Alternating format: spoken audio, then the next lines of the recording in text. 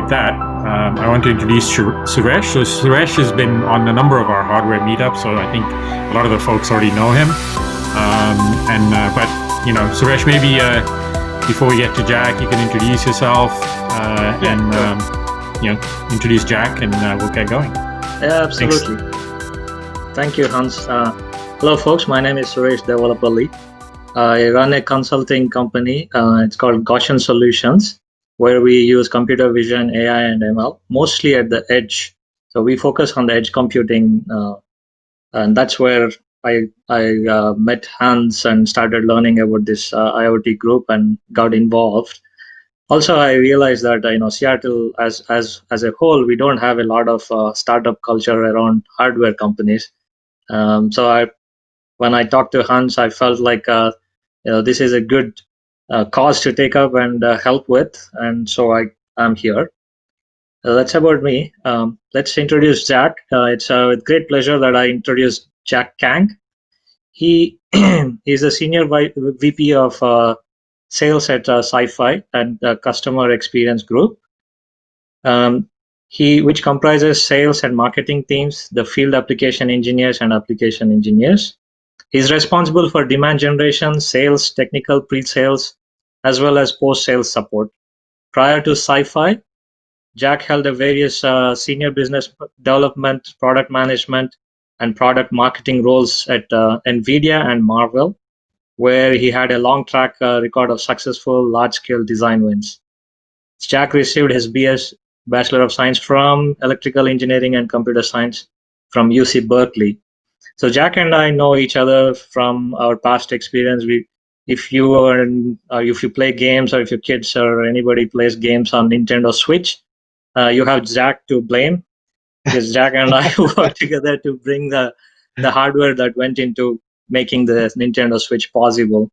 Jack was from NVIDIA, and I worked from Nintendo for that project. In general, Jack is one of the most jovial persons I have known. I'm sure we're going to learn a lot about RISC-V and all that, the ecosystem around it today. So Jack, please take it away and educate us on RISC-V and what SiFive is doing to help people like us. Yeah, well, thank you for that great introduction. So let me make sure that you can see the screen here. Yes?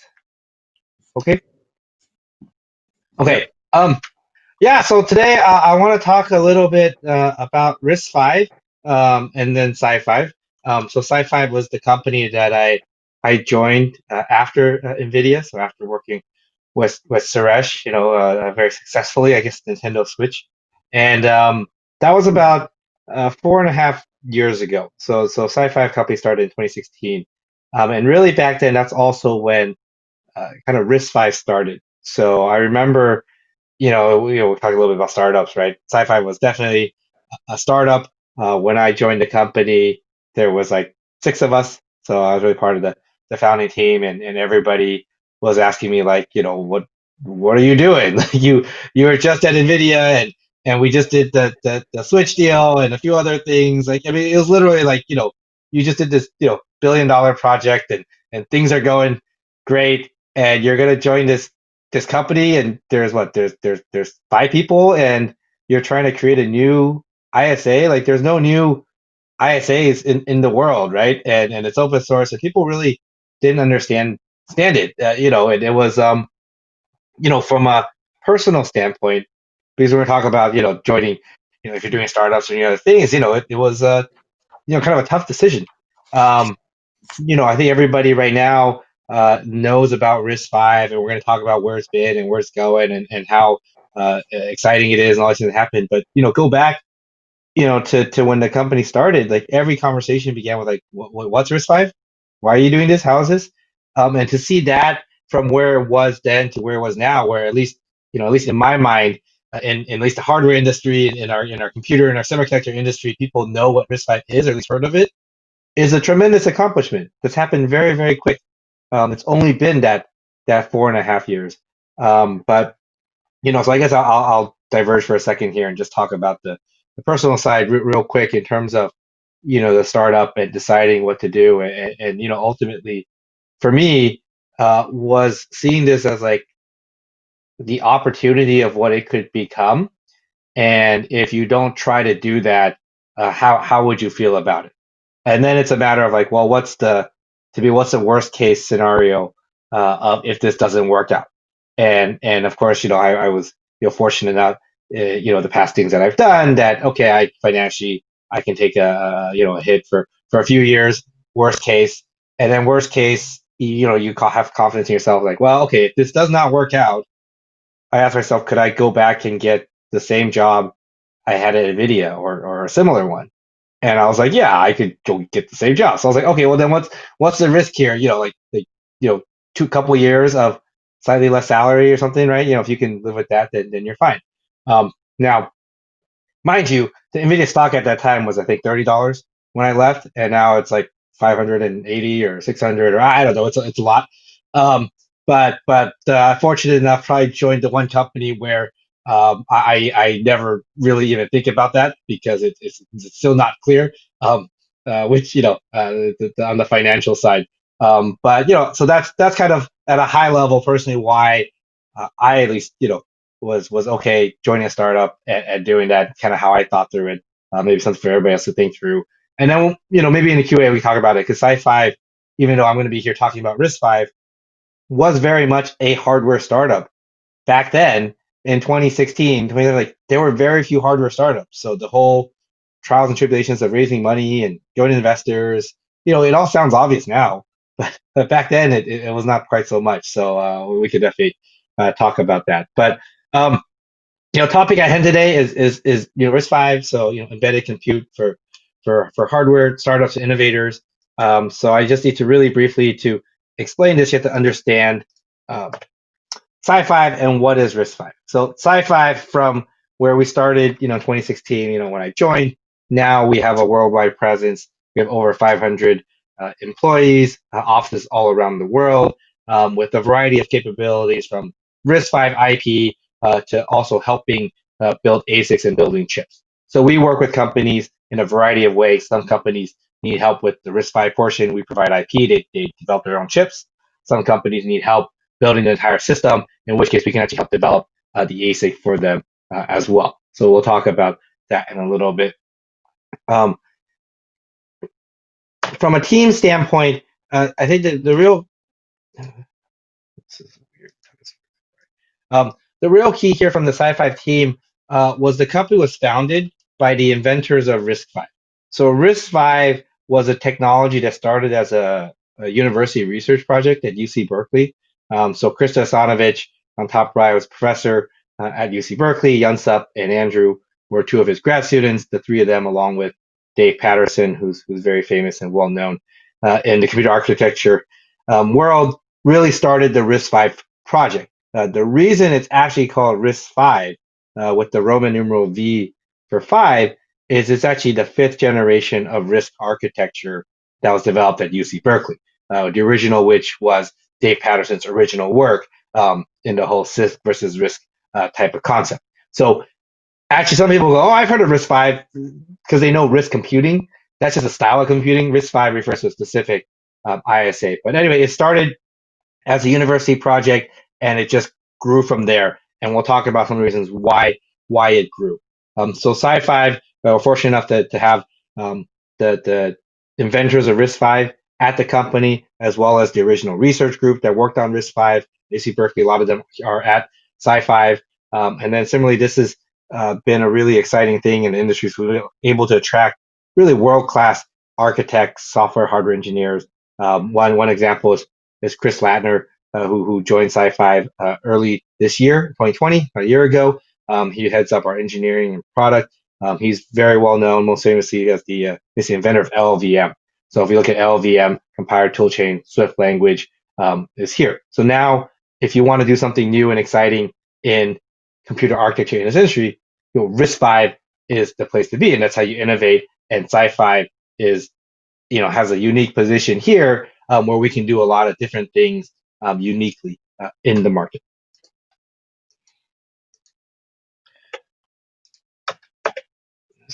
Okay, so what is RISC-V? I think it's important to know what is RISC-V and what it's not, because there is a tendency for some confusion here.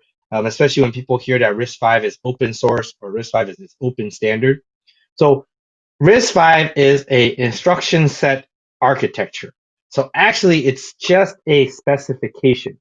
It's a specification of the instruction set of what an instruction set is, where the hardware meets the software. It's the assembly language, how software should communicate to hardware, how hardware can then develop. So other ISAs are like x86, PowerPC, MIPS, ARM, although ARM is actually a catch-all. They actually have many different instruction sets.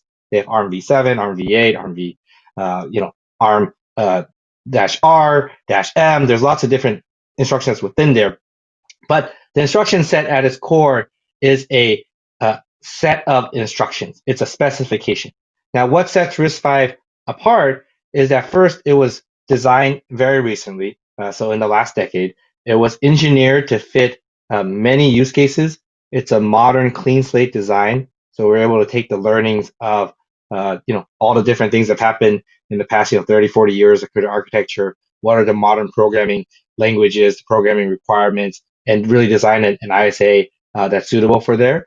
And then design a common ISA that scales so that you can have different implementations, different hardware implementations from small to large, so from like microcontrollers all the way to supercomputers, all running the same ISA. Now, the other really big thing that sets it apart is that RISC-V is an open standard. So the ISA spec, changes to the spec, future enhancements, things of that is controlled by a nonprofit entity, the RISC-V International, and then the standard is open. So open means that anybody can come and use it. This is distinctly different than every other ISA that pretty much has seen any success. Every other ISA in the world is proprietary. Even ARM is proprietary. Sure, everybody can license ARM, but you have to get it from that one company called ARM. Even if you wanted to build your own ARM CPU, you have to get permission from ARM. They have a thing called an architecture license where you can pay for the privilege to do your own design of ARM. And then you have to make sure it still fits the requirements, etc. x86, only 2 companies in the world are allowed to build x86 devices, Intel and AMD. Right? MIPS, another one, PowerPC is another one. So all of these other ISAs are proprietary, which means they're controlled ultimately by a single entity. And then because of that, then you have, in order to work in those ecosystems or work with those products, you have to have some sort of consideration or agreement with the owner of that ISA. Because RISC-V is an open standard, it means you can do many different things. So for example, you can build your own RISC-V CPU, implement it yourself, keep it a secret, put it in your own chip, never tell anybody, and that's fine. That's okay.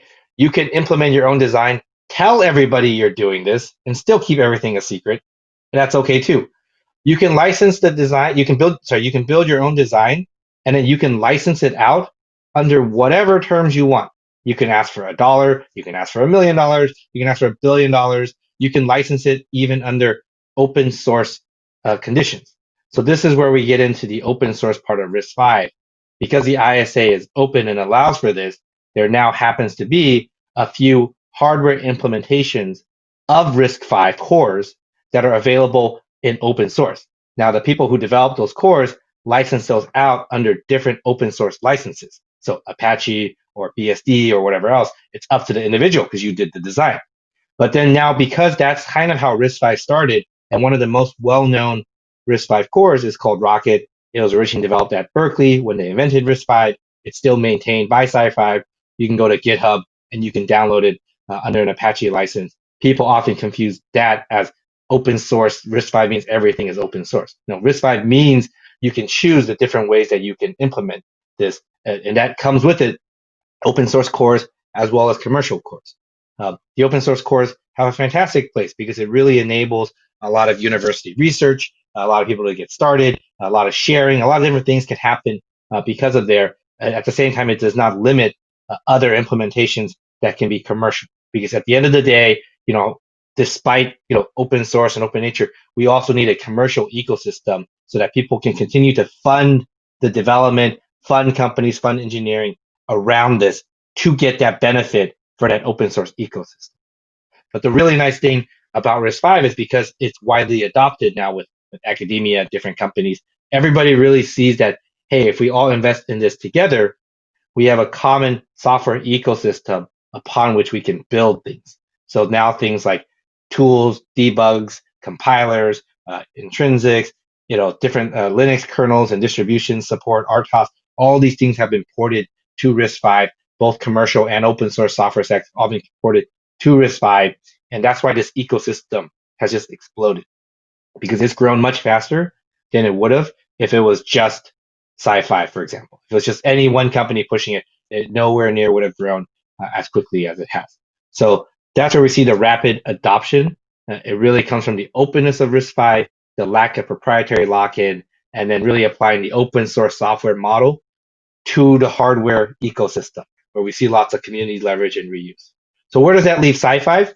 So SiFive, we are a commercial company, right? We have to, sustain our 500 engineers and be able to invest in building really cool, unique things. So our value is created through, our world-class design expertise, our ability to create custom microarchitectures for our customers, have large scalable roadmaps from small cores to large cores, different implementations, and of course then the technical support to enable the companies to use RISC-V in a way that suits them. So from a market standpoint, there's some industry analyst projections. You can see here that they're projecting 62 billion devices have RISC-V cores by 2025.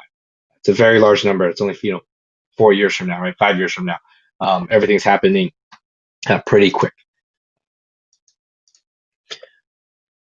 So we talked about the open ecosystem, and then I think one of the things that people are now realizing, even especially with the acquisition of ARM by NVIDIA, is that the proprietary architectures at the end of the day, they are controlled and by and depend on a single vendor to ultimately maintain, build, and grow that ecosystem. And if their interests do not align with your interests, then you have a problem. So if now post ARM NVIDIA acquisition, if they decide, we're only going to invest to build ARM cores for this market and not this other market, if you're in that other market, you have some problems. Like there's really no alternative. Now, the thing with RISC-V is because it's open, you can say, hey, SiFive, do you have a product for this? And we might say, no, we're investing our cores over here. But that doesn't lock you out of the RISC-V ecosystem, because you can still build your own RISC-V core. There's other RISC-V ecosystem providers out there that are building things. So no matter where you are, there will be RISC-V options. And that's the power of an open standard. And it's kind of interesting, open standards work. You look at kind of everything else that exists in our industry, Wi-Fi, Ethernet. These are all open standards, right? The CPU ISA, for some reason, is the only one that was not an open standard. So I think people realize that, they see the benefits of the openness, and that's what's really had this growth. So I think this has actually been updated now. It's over 1,000 members, because we just had the last RISC-V summit last week. But at this point, when I put this together, 750 RISC-V Foundation members all across the world, across 50 different countries. These include chip companies, software companies, individual systems, different research labs, all working together on RISC-V. So I think this is, if you look at where is the ecosystem going to continue to grow, it's kind of nothing rivals where RISC-V is headed. So within then RISC-V, SiFive, we have a unique place because obviously we had the inventors as the founders. We have attracted the largest investment. We have the biggest team. We have the largest roadmap. So really, we kind of have a position here as the leader in RISC-V. We mentioned kind of the worldwide presence. So something that might surprise people that people don't know, because again, it takes a lengthy period of time from when people take IP, put it in their chip, and then put their chip in a product and then deploy it so that people can see it. So when people go, hey, where's the RISC-V success in the marketplace? I had to tell them, like, it's coming. It's kind of like an iceberg where a lot of things have happened underneath, right? So we've had over 200 plus RISC-V design wins. We're working with, 6 of the 10 top semiconductor companies in the world, in a huge variety of markets that you can see there. And on the tools and software ecosystem side, you can see different things that all work, not just with RISC-V, but particularly with SiFive, because we put out development boards that for people to do their software development on and grow. A lot of the tools and ecosystem providers like to test their things out and make sure it works with SiFive because we have silicon, but then they're also getting the benefit of that their tools work in the broader RISC-V ecosystem. So it's not just that they only work with SiFive, but they can test and validate with SiFive. Now that is oftentimes very important to our customers because they're like, hey, it's give me the thing that's tested, or I want to move fast. But then why people do it is, of course, they see the benefits of working with SiFive customers, but then they also participate in the broader ecosystem as well, right? So I think being able to line up interest of parties, not just for what you want, but so that they get broader benefits is very important and encourages growth, right? So this is an ecosystem that we're all kind of in together. So just despite that, just wanted to give you a few kind of what I would say like the public products or things that have been announced. So microchip, this might be pretty exciting for a lot of folks who like to hack on devices. They have an FPGA that has a hardened quad-core application CPUs from SiFive, so you can program for RISC-V, and you still have the FPGA next to it to program whatever else that you may want. Some other commercial products that have been announced. Synaptics has a line of video interface solutions and docking stations. Huami is a wearable company in China. They sell tens of millions of units of smartwatches and fitness bands in China. They developed an SoC with RISC-V, a SiFive course inside. They launched. Fadu is an SSD controller company. When we started, they were also a startup. They've grown quite a lot. So SSD controllers and then a couple of kind of Ethernet switches. So RISC-V, you can see, goes across a wide spectrum of devices. Of course, they're using different cores from SiFive, so that's where the portfolio matters, but it's all RISC-V. So you can see how it's all contributing to the software ecosystem, the tools ecosystem, and also importantly, the engineering know-how, people who know how to work with RISC-V and develop for RISC-V. So a few more pictures here. And I think the other portion here I want to just mention is RISC-V in education. Earlier I mentioned there's a lot of research universities as part of RISC-V members. Education from a computer architecture standpoint, the standard textbooks, if anybody has ever taken a computer architecture class, probably had the Patterson and Hennessy book or Hennessy and Patterson book. So both the undergrad and the graduate textbooks have been converted to RISC-V over the last couple of years. So all undergrads at all the major universities in the US and around the world are now all learning RISC-V. And I think this is really something that people are not fully cognizant of, but we're going to have a lot of college graduates showing up expecting to use RISC-V, knowing what that is. That has implications if you're kind of in engineering management and kind of how you develop your products. So besides university and academia and kind of higher education, it's also extending to STEM and children's as well. So I guess if anybody still needs a last minute Christmas gift, I advise you to go look this up. This is the Doctor Who Hi5 coding kit or inventor platform. It's called the Hi5 Inventor.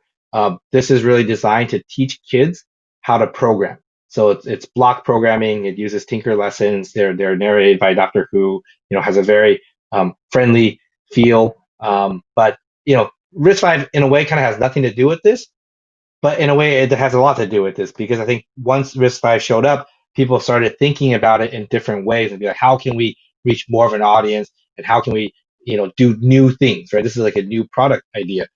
So even though I don't expect a 7-year-old or 8-year-old who's using this to have any idea what RISC-V is, right? And it actually, they don't need to know. They're learning how to program with block code and changing other things, to know that the underlying hardware is RISC-V. To have that association is kind of all we're trying to get after, right? RISC-V as a concept of being open to just bring in more people into our industry, into the hardware industry, into thinking that we can build new hardware and new devices.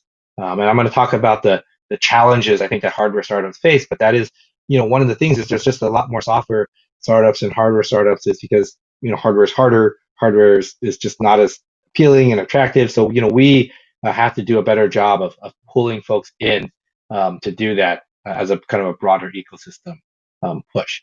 So, so Hi5 Inventor, you can check it out if you have any kids or friends with kids. Yeah, and then lastly, just on the industry adoption, if you're here, you're probably familiar with RISC-V, but besides the products that I've named, there's other plenty of news reports out there of different companies adopting RISC-V and SiFive. So some notes there about Samsung and Qualcomm and Intel and Synaptics. So it's grown quite a lot, even if people haven't seen the products as of yet. Last, I just want to talk a little bit about RISC-V and startups and how these things kind of tie together. So I borrowed these slides actually from the keynote that was held last week at the RISC-V Summit. So RISC-V Summit is held once a year, brings all the RISC-V community members together. And this was the keynote, and it was really talking about the impact and adoption of RISC-V. So at the bottom right there, you'll see from Gartner, kind of interesting observation that by 2025, 40% of all ASICs will be designed by OEMs, up from around 30% today. So what are OEMs in this context? So this is the trend that you see. I think Apple is probably the most clear example where they're taking control of their own device and they develop their own silicon. They develop their own silicon for the phone. Now they're developing their own silicon for their Macs. Google, Facebook, Microsoft, companies like this, all looking at developing their own silicon for their applications, because the differentiation comes from when they can get the hardware and software combined together. So when they're now doing this, they need more control of their hardware so that they can customize it for their application. RISC-V at its very core, with its openness, its ability to be extended and customized, is a very suitable platform for customization, because now you can customize things that matter to you, matter to your application, but it's built on top of the robust ecosystem. You don't need to rebuild your tools. You don't need to rebuild, things that don't matter to you. You can still take advantage of Linux distributions. You can still take advantage of a lot of other software things that are written for that, and only focus your energy on where that differentiation is. Now, ARM has a great ecosystem. They've been at this for 30, long time, much longer than RISC-V. So their ecosystem is the biggest draw and attractiveness to them. But really the issue is like, you're not really able to change the hardware.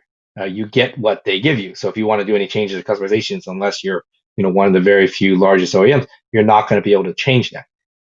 So that's where, if you want to own your own hardware, software, co-design, how do you get there? RISC-V is making people open their eyes and think, hey, there's ways that I can do this, right? And I guess I would encourage, if you're looking at it from a startup lens, is like, you want to focus on what is your differentiation and develop your work there. Very simple example, like, if you're a software company, you're building an app for the phone, you're just building your app. You're not rebuilding the whole phone. Nobody thinks about like, oh, I'm going to rebuild the iPhone and I'm going to rebuild iOS and the App Store. I'm going to do all of that stuff in order to build my, whatever app. Nobody thinks that way. And yet, if you really take a step back and what people do in hardware, they're doing exactly that. They're like, I'm going to rebuild the chip. I'm going to redo everything. A lot of common things that have really nothing to do with the differentiation, they take on. So really ask yourself, what is the part that really matters, and what are you really differentiating on, right? And I think this is my last slide. So finally, on the hardware startups, I think there are some unique challenges. It's significantly more expensive for hardware than software to develop your minimum viable product, to demonstrate success or demonstrate commercially. How do you build that? And then how do you understand your value? Because if you go back to the previous slide in the trends, I think applications are driven more by software than hardware. Where you have that hardware software co-design, understanding how you differentiate and build on top of that. So I guess just a few things that I advise to think through, from an opportunity standpoint. What are the new business models now in this environment, where more OEMs are building their own chips or want to own their own chips? What is the business model there? RISC-V has also created a new business model from an IP standpoint, because now there's more choices and competition. There's not just one place to go. If you want something from SiFive, more than happy to help you out. But SiFive is not the only place you can get RISC-V. You can build your own. You can go to open source. You can go whatever. So you really need to think about where matters to you, where are you differentiating. There's much more open source technologies available, even from a hardware standpoint. The software that you need to run the tools the software to run your operating system, the intrinsic libraries, all of these things are available. But you need to think about which ones do you want to use as open source and which ones do you want to take as commercial products. Because there's oftentimes choices for each of these, right? Kind of a good, better, best. And commercial products come with commercial support and commercial things. So, sometimes it's worth that trade-off. But you need to understand where that is. How do you excite your investors? If you look at VCs and investors, at the end of the day, they talk about taking risks and doing new things, but I found they like to all chase the same shiny object. That's why everybody invested in AI companies like the last couple of years. Like, how many of those are there? Even though, hey, we want to do something different, but they actually kind of chase the trends. So, if you look at this, then if you can tie what you're doing into some macro trends, right? I think RISC-V definitely has a role in there. People are excited by that. They think, oh, that's actually something new. There's a lot of stuff happening there. If we look around the world, maybe a little bit less in the US, but still, even in the US, there is government support for kind of technologies like RISC-V, because companies view this as a way to kind of have their own independence and other things. So on the US side, definitely if you're in any kind of mil-aero type thing and you're working with DARPA, DoD, any of those folks, there's plenty of programs there that have a RISC-V component, a RISC-V call out for that particular reason, because it becomes a open technology that they can leverage. So you can also think about that. And then if you're trying to start a company, also think about exciting your team. Like, how are you going to attract people to join you in this journey, right? So sometimes things that are new, like even if the company fails or the product fails or you have to pivot, what did they learn out of it? What new skills did they acquire? So I think that's another area where I think RISC-V is exciting technology, and I already talked about how a lot of new graduates are going to come out knowing what this is. Don't underestimate that. Hardware, software, co-design. I kind of just glossed over it, but if you actually dig deep into the technical areas, RISC-V is really well designed for lots of customization opportunities. The ability to run standard software but still have custom capabilities is built in, because it's kind of additive. The base ISA does not change. So if you have the base ISA, you can run Linux, but you can still add custom instructions.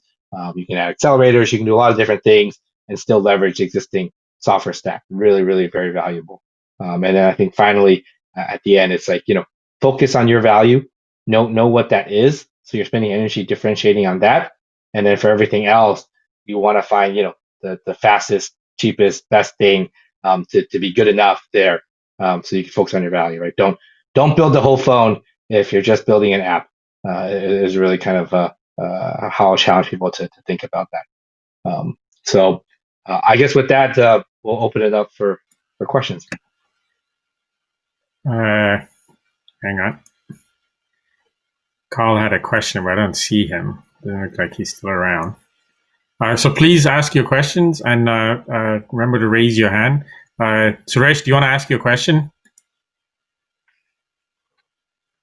Yeah, sure. So, Jack, you mentioned that there are opportunities, especially in the military area, where they have some funds and grants that can use, if you use RISC-V, you may get it. Yeah. So I see a lot of this secondhand, and honestly, I'm personally learning how to deal with the government, because the government issues actually, a lot of these RFQs and grants, and then we see that the prime contractors, the typical primes that you'd be aware of, the Lockheed, the Boeings, and BAs, all these guys are coming to us asking for RISC-V. So in those programs, they are speccing out the need, for RISC-V based solutions, and then how the different contractors and things work. They're all finding that.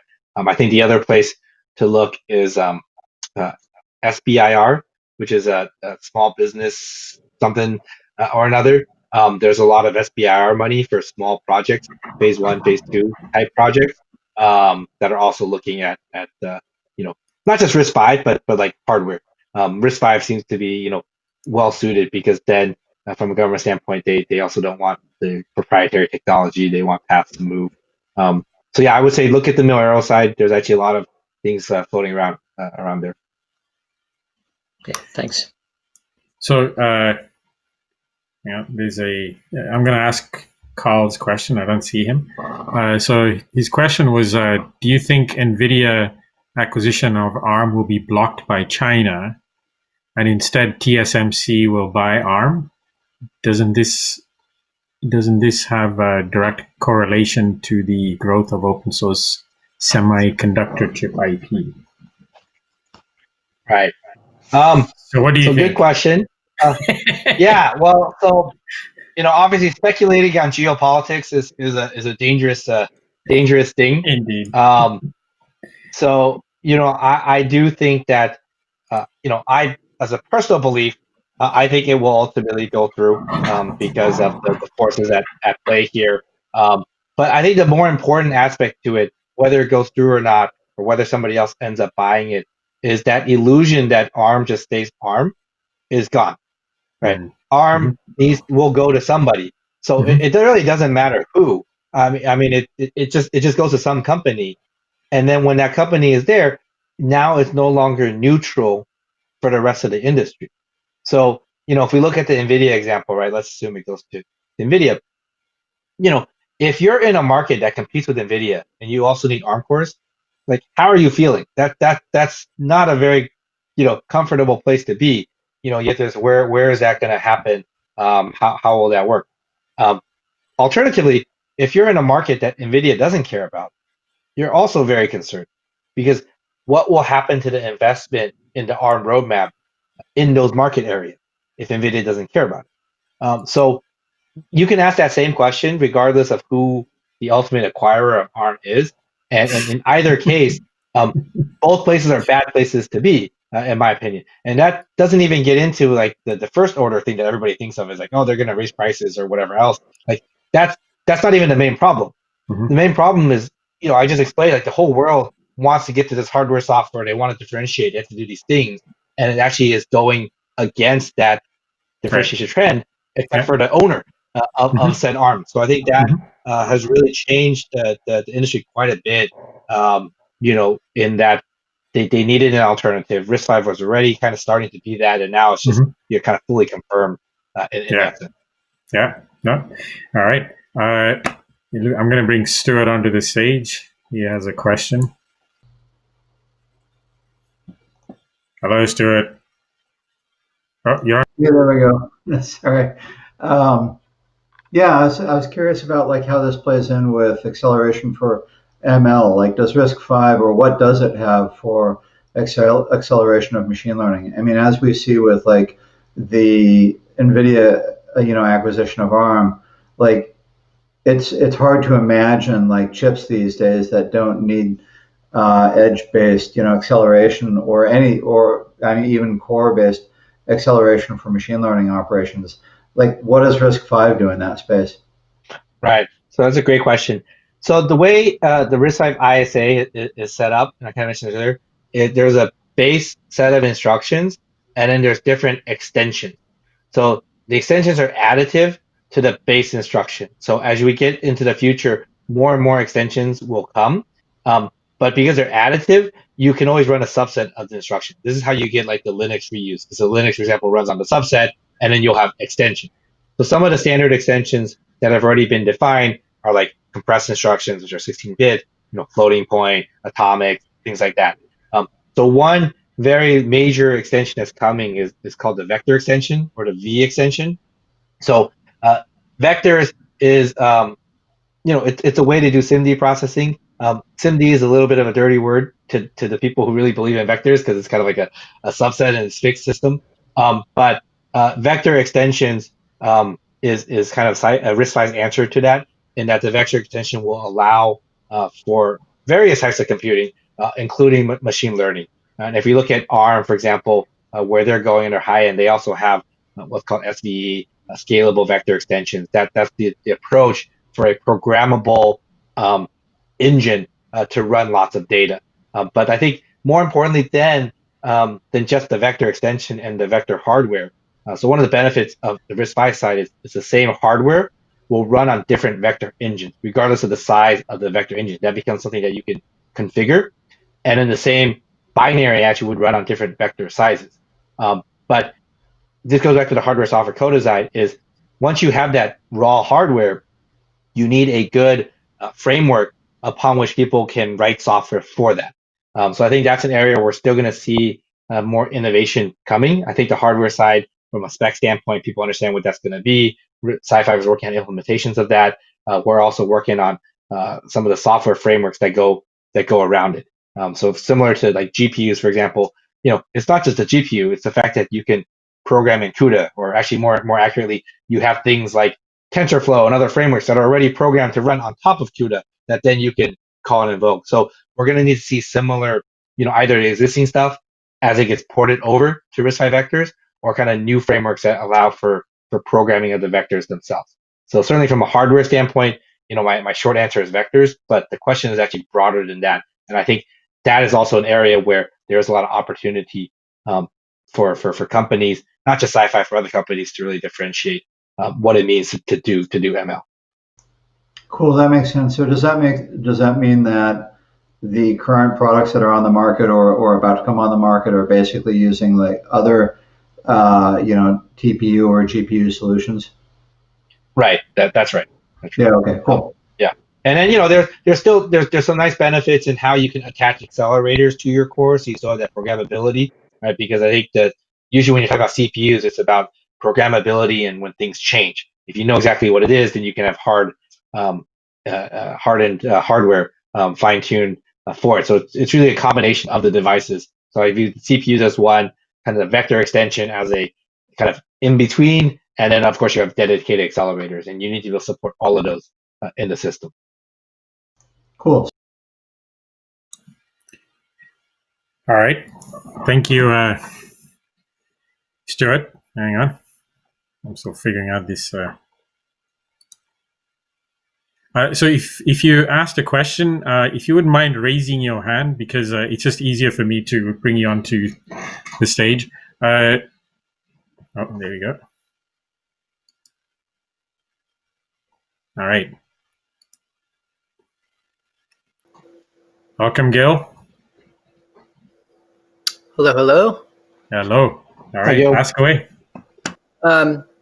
Obviously, RISC-V is kind of an abstract term, right, for people that are working with more high-level controllers. So what kind of devices is RISC-V good for, right? In complementary to our traditional x86 and high-power hungry applications. Is this like for embedded devices, low power? Is there? I know you can probably say there's a lot of opportunities, but what is the use cases that you guys are the most interested in optimizing? Right. Yeah, no, that's a great question. I think you hit the nail on the hammer there where we said RISC-V is an abstract concept. So RISC-V as an ISA is defined broadly so that it can hit all of these areas. So it really depends on the specific implementations that you have. Like you can have a very low power RISC-V implementation, you can have very high performance RISC-V implementation. Kind of the other analogy I might use is like, well, electric car. Well, you can have an electric motorcycle, you can have an electric sedan, you can have an electric truck, you can have lots of different things.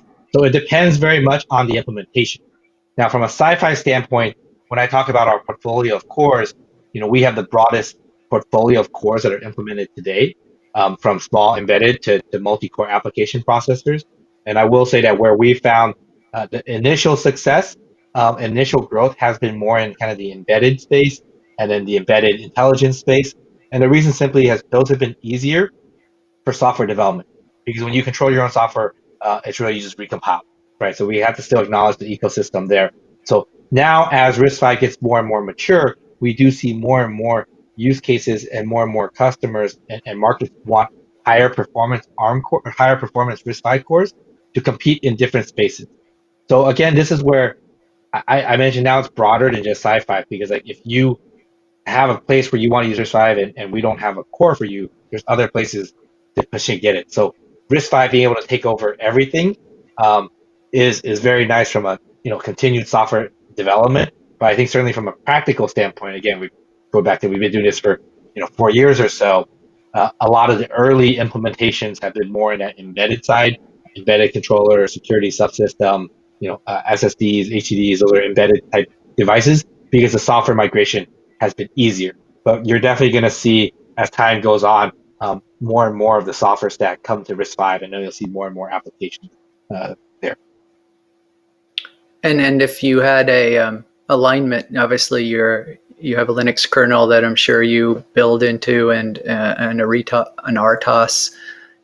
How would someone that wanted to use your IP get started with? Obviously, you don't want to just go to bare metal development, right? Right. So your bare metal is available. So we have various development boards. Actually, if you want some silicon to work with, we have development boards with our embedded cores. We have development boards with our application cores, and then with there are software like BSPs that we provide with the various Linux kernels and things. So you can just pull that down to get started. Of course, then there's other open source projects, different kernels, different distributions that also work. So that's one way to get started. We also, from a SiFive standpoint, have FPGA bit streams available for some of our cores, also for free on our web that you can just download for particular FPGA boards. If you're maybe more adventurous or industrious, there's open source RISC-V cores like Rocket and even others that are not nothing to do with SiFive that you can pull down and put into your own FPGA device, and then get software going. But certainly from a simple, easy standpoint, I would recommend the SiFive development board because it's in silicon. It runs fast. It runs with all our tools, including free ID development tools as well as commercial tools, and has BSP. So that's at least my perspective, the SiFive perspective. But I do want to say there's other choices there, but at least the easiest way to start with SiFive. Mm-hmm. And what's the best course? Obviously, the textbooks are out there, but what's the best course from the university? I'm sure you're going to say UC Berkeley, but which one is out there that you like? Well, there I might be biased there, but so the way, if you look at those books, they were written by Paris Hennessy, and then they're test run at UC Berkeley, and then people then take that course material and adapt it everywhere else. So I would say the original content is still the UC Berkeley courses, but there are lots of materials. Actually, if you go to the RISC-V International, which is the RISC-V Foundation group, there's actually teaching resources that they have there, and I think they include lists of other courses that are being taught and other free things that are available. So it really depends on what level you want. I think from a university standpoint, they get into more of the computer architecture, how you're building CPUs and how you do stuff. If you want more about like how do I just use RISC-V practically, then maybe some of the other kind of higher level webinar software things. SiFive has a lot of things on there as well that kind of teach people how to use RISC-V versus like how to build CPUs with RISC-V, as a teaching example. But there's a large community of RISC-V teach stuff that's available. Thank you. Cool. Thanks, Gail. Suresh, actually, your question is a good follow-up to that. Exactly, I think so. So, hey, Jack, does SiFive have anything in terms of help for startups, maybe funding, partnership, accelerator programs? What's your ecosystem for engaging with startups? Yeah, I think there's two. I think we are we're starting to do more work with various incubators, so that we're kind of part of the incubator programs to kind of reach more startups. But for startups individually, where we're happy to talk to them and work out things in terms of again, hardware costs is like upfront costs, right? So deferring of certain things and how we can help companies get off the ground. So we kind of deal with those on a case-by-case basis. I guess we don't have a formal program. We are trying to do a few more things with some of the silicon incubators so that it's easier for others to access.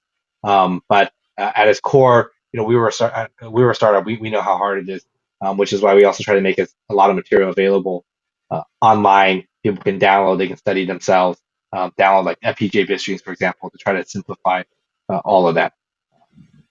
So yeah, if you're a startup and you have a project, reach out to me. You can email me and we can talk about it. Awesome. John Z, if you, I'm not ignoring you. If you want to come on the stage, just raise your hand. Like I said, it's easier for me to bring you onto stage. Otherwise, I'll get to your question next. I have Kia.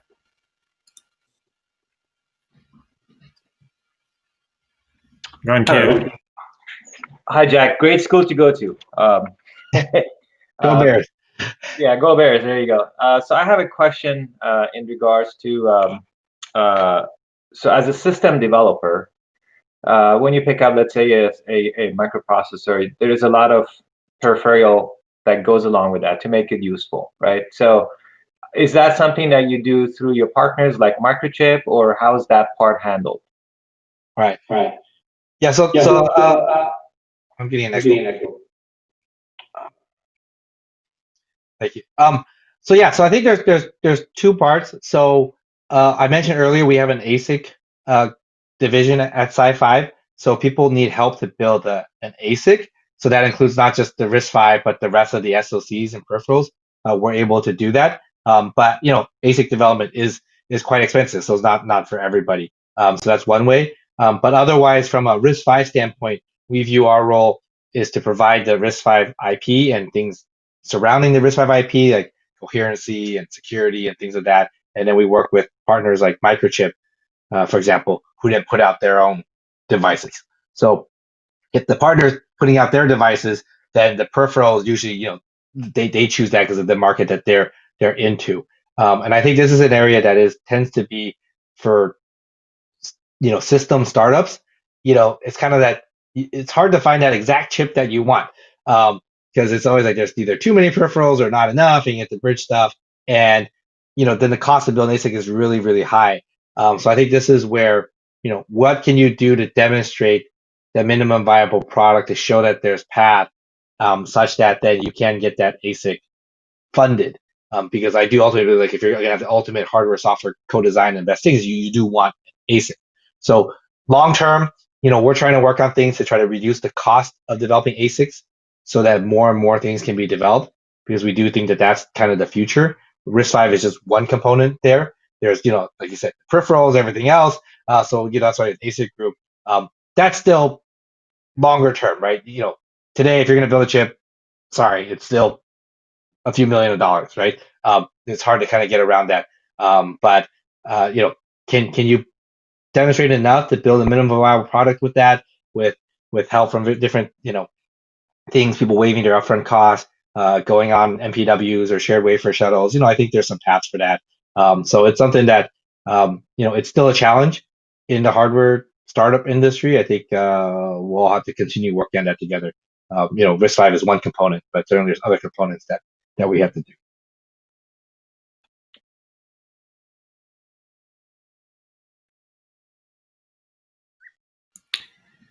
Okay, I'm going to ask, we have a question from John Z. Who do you guys see as your main competitor? So SiFive. I think that the easy answer would be to say ARM, but I don't think that's actually the right answer. Yeah. Now why it's the easy answer is because they're just the default, because they've done very well, and that's like, there's been no choice, so everybody has to use ARM. So usually when people are talking about a new design, they're looking at the fallback is otherwise ARM. But I don't view it as like, oh, I'm choosing either RISC-V or ARM, and I'm comparing like the performance or the PPA, and it's like, oh, this is a little better, or this is 10% better. That's not really the thing. Really, you're looking at it as hey, here's an ecosystem that I want to be in. I see the future in this. I want to be able to customize these things. And then once you're in that frame of mind, I guess the mindset of what you're looking at is completely different than like this core versus that core, right? So I really don't like saying, oh yeah, we're competing with the ARM and going like, yes, people compare because that's the only other choice that they have. But really, it's about opening new doors or new type of products or new things that can be built, right? Going back to kind of the earlier machine learning questions and accelerated, like that's really what we're enabling. So I would actually say from a SiFive standpoint, it's really about, do you want to work with SiFive or do you want to build your own RISC-V? So it's almost like a make versus buy type of decision tends to be there. And if people want to build their own thing because we don't have it, I think that's great, because it still helps the broader RISC-V ecosystem. We're going to still have a larger pool for everybody to play it. What I would say is, like, it doesn't make sense to build your own thing if your own thing is a duplicate of something we already have. Then you're just kind of wasting money and time. Cool. Suresh, do you want to ask your question? And I'm going to bring Kia on as well while you're asking your question. Yeah. So Jack, are there any designs in the industrial space where the operating characteristics are much more stringent than what you showed on the data center? Is a much more controlled environment, so is most consumer electronics. What about industrial space? Are you seeing any traction there? Yeah, I think there's both the industrial designs, which are more of a process type issue and some controls and specs you have to deal with.